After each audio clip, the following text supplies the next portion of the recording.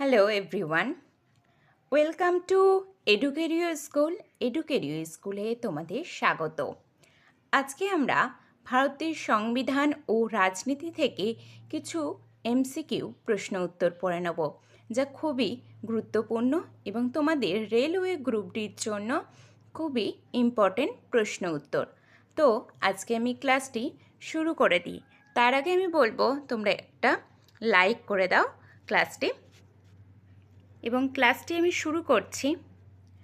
আজকের প্রথম প্রশ্ন কি আছে, ডক্টর বি.আর. আম্বেদকর কোনটিকে ভারতের সংবিধানের আত্মা ও প্রাণ বলে বর্ণনা করেছেন? অপশন এ সাম্যের অধিকার, অপশন বি শোষণের বিরুদ্ধে অধিকার, অপশন সি শাসনতান্ত্রিক প্রতিবিধানের অধিকার, নাকি অপশন ডি ধর্মাচরণের স্বাধীনতার অধিকার?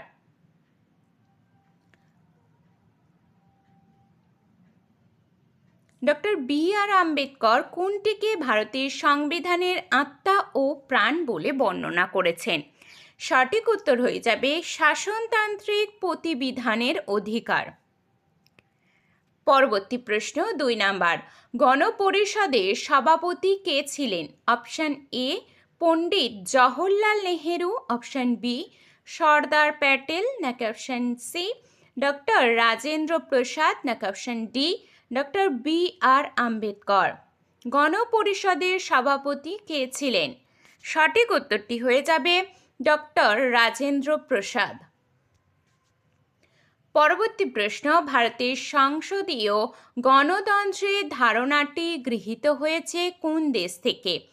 অপশন এ ইংল্যান্ড থেকে, অপশন বি আয়ারল্যান্ড থেকে, অপশন সি মার্কিন যুক্তরাষ্ট্র থেকে, নাকি অপশন ডি সোভিয়েত রাশিয়া থেকে? ভারতের সংসদীয় গণতন্ত্রের ধারণাটি গৃহীত হয়েছে কোন দেশ থেকে? সঠিক উত্তর হয়ে যাবে ইংল্যান্ড থেকে। পরবর্তী প্রশ্ন, কত খ্রিস্টাব্দে প্রথম কেন্দ্রীয় আইনসভা গঠিত হয়? অপশান এ 1920 সালে, অপশান বি 1921 সালে, নাকি অপশান সি 1922 সালে, অপশান ডি 1923 সালে? কত খ্রিস্টাব্দে প্রথম কেন্দ্রীয় আইনসভা গঠিত হয়? সঠিক উত্তরটি হয়ে যাবে 1920 সালে। পরবর্তী প্রশ্ন 5 নাম্বার, ভারতের লিখিত সংবিধানের ধারণাটি কোন দেশ থেকে গৃহীত? Option A Soviet Russia, option B মার্কিন যুক্তরাষ্ট্র, অপশান সি ইংল্যান্ড, নাকি অপশান ডি জাপান? ভারতের লিখিত সংবিধানের ধারণাটি কোন দেশ থেকে গৃহীত? এখানে সঠিক উত্তরটি হয়ে যাবে মার্কিন যুক্তরাষ্ট্র। পরবর্তী প্রশ্ন, ভারতের সংবিধান সংশোধন পদ্ধতিটি যে দেশ থেকে গৃহীত হয়েছে তার নাম হলো? Option A Britain, option B South Africa, option C America, নাকি অপশান ডি জার্মানি?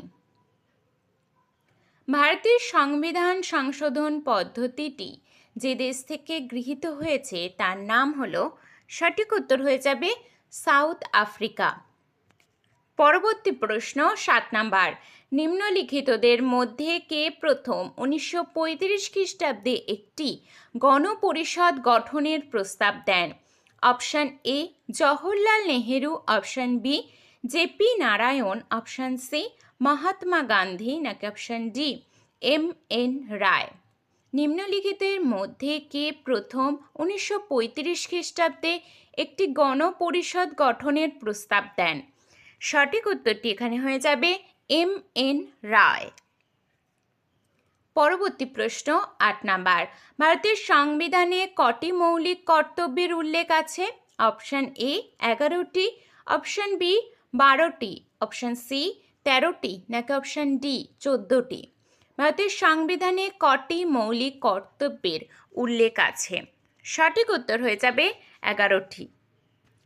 পরবর্তী প্রশ্ন, মৌলিক কর্তব্যগুলি কবে ভারতের সংবিধানের অন্তর্ভুক্ত হয়েছে? Option A 1975, option B 1976, option C 1977, নাকি অপশন ডি 1978? মৌলিক কর্তব্যগুলি কবে ভারতের সংবিধানের অন্তর্ভুক্ত হয়েছে? সঠিক উত্তরটি এখানে হয়ে যাবে 1976 সালে। পরবর্তী প্রশ্ন, ভারতের সংবিধানে নিম্নলিখিত কোন অধিকারটি বর্তমানে আর মৌলিক অধিকার নয়? অপশন এ শিক্ষার অধিকার, অপশন বি সম্পত্তির অধিকার, অপশন সি কর্মের অধিকার, নাকি অপশন ডি আইনের দৃষ্টিতে সাম্যের অধিকার? ভারতের সংবিধানে নিম্নলিখিত কোন অধিকারটি বর্তমানে আর মৌলিক অধিকার নয়? এখানে সঠিক উত্তরটি হয়ে যাবে সম্পত্তির অধিকার। পরবর্তী প্রশ্ন 11 নাম্বার, ভারতীয় নাগরিকগণ ভোট দিতে পারেন কত বছর বয়সে? অপশান এ 18 বছর বয়সে, অপশান বি 21 বছর বয়সে, নাকি অপশান সি 22 বছর বয়সে, নাকি অপশান ডি 25 বছর বয়সে? ভারতীয় নাগরিকগণ ভোট দিতে পারেন কত বছর বয়সে? সঠিক উত্তরটি হয়ে যাবে এখানে 18 বছর বয়সে। পরবর্তী প্রশ্ন 12 নাম্বার, ভারতের সংবিধান অনুযায়ী সম্পত্তির অধিকার হল অপশান এ মৌলিক অধিকার, অপশান বি আইনি অধিকার, অপশান সি স্বাভাবিক অধিকার, নাকি অপশান ডি নৈতিক অধিকার? ভারতের সংবিধান অনুযায়ী সম্পত্তির অধিকার হল, সঠিক উত্তর হয়ে যাবে এখানে আইনি অধিকার। পরবর্তী প্রশ্ন, ভারতের সংবিধানে রাষ্ট্র পরিচালনার নির্দেশাত্মক নীতি গৃহীত হয়েছে? Option A Britain, option B Ireland, option C মার্কিন যুক্তরাষ্ট্র, নাকি অপশান ডি কানাডা? ভারতের সংবিধানে রাষ্ট্র পরিচালনার নির্দেশাত্মক নীতি গৃহীত হয়েছে কোন দেশ থেকে? না, আয়ারল্যান্ড থেকে। পরবর্তী প্রশ্ন, ভারতের সংবিধান নির্মাণ করে অপশান এ পরিকল্পনা কমিশন, অপশান বি গণপরিষদ, নাকি অপশান সি কার্যনির্বাহী কমিটি, নাকি অপশান ডি রাষ্ট্রপতি? ভারতের সংবিধান নির্মাণ করে কে? সঠিক উত্তর হয়ে যাবে গণপরিষদ। পরবর্তী প্রশ্ন 15 নাম্বার, ভারতে কোন ধরনের গণতন্ত্র প্রচলিত আছে? অপশান এ প্রত্যক্ষ, অপশান বি প্রতিনিধিত্বমূলক, অপশান সি রাষ্ট্রপতি শাসিত, নাকি অপশান ডি একনায়কতান্ত্রিক? ভারতে কোন ধরনের গণতন্ত্র প্রচলিত আছে? সঠিক উত্তরটি এখানে হয়ে যাবে প্রতিনিধিত্বমূলক। পরবর্তী প্রশ্ন, ভারতের সংবিধানের খসড়া কমিটির প্রথম সভাপতি কে ছিলেন? Option A doctor B R Ambedkar, option B Madhav Rao, option C doctor Rajendra Prasad, নাকি অপশান ডি সর্দার প্যাটেল? ভারতের সংবিধানের খসড়া কমিটির প্রথম সভাপতি কে ছিলেন? এখানে সঠিক উত্তরটি হয়ে যাবে ডক্টর বি আর আম্বেদকর। পরবর্তী প্রশ্ন 17 নাম্বার, রাজ্যসভার সদস্যদের ন্যূনতম বয়স কত? অপশান এ 21 বছর, অপশান বি 25 বছর, অপশান সি 30 বছর, নাকি অপশান ডি 35 বছর? রাজ্যসভার সদস্যদের ন্যূনতম বয়স কত? সঠিক উত্তর হয়ে যাবে 30 বছর। পরবর্তী প্রশ্ন, মৌলিক অধিকারগুলির উপর যুক্তিযুক্ত নিয়ন্ত্রণ আরোপের অধিকারী কে? অপশান এ মন্ত্রী পরিষদ, অপশান বি সংসদ, অপশান সি জনগণ, নাকি অপশান ডি ক্যাবিনেট? মৌলিক অধিকারগুলির উপর যুক্তিযুক্ত নিয়ন্ত্রণ আরোপের অধিকারী কে? সঠিক উত্তর হয়ে যাবে সংসদ। পরবর্তী প্রশ্ন 19 নাম্বার, খসড়া কমিটির কাছে সংবিধানের প্রস্তাবনাটি কে পেশ করেন?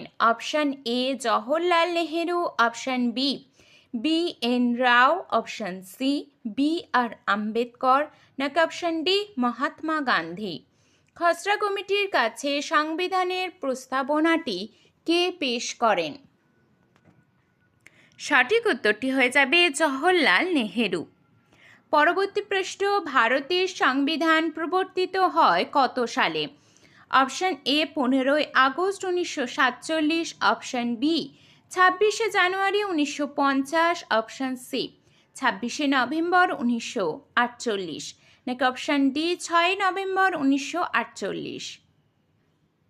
ভারতের সংবিধান প্রবর্তিত হয় কত সালে? সঠিক উত্তরটি এখানে হয়ে যাবে 26শে জানুয়ারি 1950। পরবর্তী প্রশ্ন 21 নাম্বার, ভারতের গণপরিষদ কবে থেকে তার কার্য শুরু করে? Option A 1945, option B 1946, option C 1947, নাকি অপশান ডি 1948? ভারতের গণপরিষদ কবে থেকে তার কাজ শুরু করে? সঠিক উত্তর হয়ে যাবে 1946। পরবর্তী প্রশ্ন 22 নাম্বার, সংবিধানে মৌলিক কর্তব্যগুলি যোগ করা হয় কততম সংবিধান সংশোধনীর মাধ্যমে? অপশান এ 24তম সংবিধান সংশোধনীর মাধ্যমে, নাকি অপশান বি 39তম সংবিধান সংশোধনীর মাধ্যমে, অপশান সি 42তম সংবিধান সংশোধনীর মাধ্যমে, নাকি অপশান ডি 44তম সংবিধান সংশোধনীর মাধ্যমে? সংবিধানের মৌলিক কর্তব্যগুলি যোগ করা হয় কততম সংবিধান সংশোধনীর মাধ্যমে? সঠিক উত্তরটি হয়ে যাবে 42তম সংবিধান সংশোধনীর মাধ্যমে। পরবর্তী প্রশ্ন 23 নাম্বার, গণপরিষদের সভাপতি কে ছিলেন? Option A Jayaprakash Narayan, option B Jawaharlal Nehru, option C Shri Rajagopalachari, নাকি option D doctor Rajendra Prasad? গণপরিষদের সভাপতি কে ছিলেন? সঠিক উত্তরটি এখানে হয়ে যাবে ডক্টর রাজেন্দ্র প্রসাদ। পরবর্তী প্রশ্ন, প্রাথমিকভাবে কটি মৌলিক অধিকার মঞ্জুর করা হয়? অপশান এ 6টি, অপশান বি 7টি, অপশান সি 4টি, নাকি অপশান ডি 5টি? প্রাথমিকভাবে কটি মৌলিক অধিকার মঞ্জুর করা হয়? সঠিক উত্তর হয়ে যাবে 7টি। পরবর্তী প্রশ্ন 25 নাম্বার, সংবিধানকে কিসের মাধ্যমে সীমায়িত করা যায়? অপশান এ নীতি, অপশান বি আইন, অপশান সি কৃতিত্ব, নাকি অপশান ডি সাম্য? সংবিধানকে কিসের মাধ্যমে সীমায়িত করা যায়? সঠিক উত্তর হয়ে যাবে আইন। পরবর্তী প্রশ্ন 26 নাম্বার, ভারতের সংবিধানের অভিভাবক কে? অপশান এ ভারতের রাষ্ট্রপতি, অপশান বি ভারতের প্রধানমন্ত্রী, অপশান সি রাজ্যসভার সভাপতি, নাকি অপশান ডি সুপ্রিম কোর্টের প্রধান বিচারপতি? ভারতের সংবিধানের অভিভাবক কে? সঠিক উত্তর হয়ে যাবে সুপ্রিম কোর্টের প্রধান বিচারপতি। পরবর্তী প্রশ্ন, ভারতের সংবিধানে মৌলিক কর্তব্যসমূহ যুক্ত হয়েছে। অপশান এ সন্তানম কমিটির সুপারিশে, অপশান বি শরণ সিং কমিটির সুপারিশে, অপশান সি শাহ কমিশনের সুপারিশে, নাকি অপশান ডি প্রশাসনিক সংস্কার কমিশনের সুপারিশে? ভারতের সংবিধানে মৌলিক কর্তব্যসমূহ যুক্ত হয়েছে তার কারণ শরণ সিং কমিটির সুপারিশে। পরবর্তী প্রশ্ন 28 নাম্বার, কেন্দ্রে দ্বৈত শাসন ব্যবস্থার প্রবর্তন হয় কত খ্রিস্টাব্দে? Option A 1909, option B 1919, option C 1935, নাকি অপশান ডি 1947 খ্রিস্টাব্দে? কত খ্রিস্টাব্দে কেন্দ্রে দ্বৈত শাসন ব্যবস্থা প্রবর্তন হয়? সঠিক উত্তরটি হয়ে যাবে 1935 খ্রিস্টাব্দে। পরবর্তী প্রশ্ন 29 নাম্বার, ভারতের সংবিধানে নাগরিকত্বের বিষয়টি প্রযোজ্য হয়। অপশান এ 1950 খ্রিস্টাব্দে, অপশান বি 1951 খ্রিস্টাব্দে, অপশান সি 1949 খ্রিস্টাব্দে, নাকি অপশান ডি 1952 খ্রিস্টাব্দে? ভারতের সংবিধানে নাগরিকত্বের বিষয়টি প্রযোজ্য হয় তার কারণ কত সালে? না 1950 খ্রিস্টাব্দে। পরবর্তী প্রশ্ন 30 নম্বর প্রশ্ন এবং আজকের এটি শেষ প্রশ্ন। নিচের কোনটি রাজনৈতিক অধিকার? অপশান এ কর্মের অধিকার, অপশান বি শিক্ষার অধিকার, অপশান সি ভোটাধিকার, নাকি অপশান ডি স্বাধীনভাবে মতামত প্রকাশের অধিকার?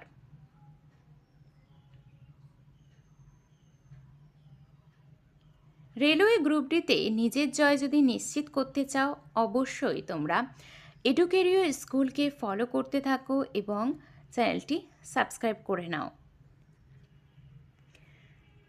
তো সঠিক উত্তরটি কী হয়ে যাবে? ভোটাধিকারের অধিকার। রাজনৈতিক অধিকার কোনটি? না ভোটাধিকারের অধিকার। বিভিন্ন সরকারি চাকরির পরীক্ষা যেমন ডাব্লিউবিপি, কেপি এক্সাম, এছাড়াও আরআরবি, এসএসসি এবং ডাব্লিউবিপিএসসির মতো এক্সামকে ক্র্যাক করার জন্য তোমরা অবশ্যই এডুকেরিও স্কুলকে সাবস্ক্রাইব করে রাখো এবং বেল আইকনটি অল করে রাখো, যাতে তোমরা ক্লাসগুলি সময় মতো করতে পারো। এছাড়াও সমস্ত ক্লাসের নোটিফিকেশন বা লিঙ্ক পেতে যুক্ত হও টেলিগ্রাম গ্রুপে। চাকরির পরীক্ষার প্রস্তুতির সেরা অনলাইন প্রতিষ্ঠান হলো এডুকেরিও স্কুল। এছাড়াও তোমরা যদি প্রত্যেকটি ক্লাসের পিডিএফ পেতে চাও, তোমরা অবশ্যই টেলিগ্রাম চ্যানেলে জয়েন হয়ে থাকো। ডেসক্রিপশানে লিঙ্ক দিয়ে দিয়েছি, ওখান থেকে তোমরা জয়েন হয়ে নিতে পারবে। তোমরা ওখানে প্রত্যেকটি ক্লাসের পিডিএফ ফ্রিতে পাবে। এছাড়াও কর্মক্ষেত্র ও কর্মসংস্থান পেপারের পিডিএফ তোমরা ওখানে ফ্রিতে নিয়ে নিতে পারবে এবং পড়াশোনা ভালোভাবে চালিয়ে যাও। আজকের ক্লাসটি কেমন লাগলো আমাকে অবশ্যই জানাবে এবং ভালো লাগলে একটি লাইক করবে এবং চ্যানেলটি অবশ্যই সাবস্ক্রাইব করে রাখবে। এছাড়াও বন্ধুদের মধ্যে ক্লাসটি শেয়ার করে দিতে ভুলো না। তো আজকে এইটুকু, টাটা।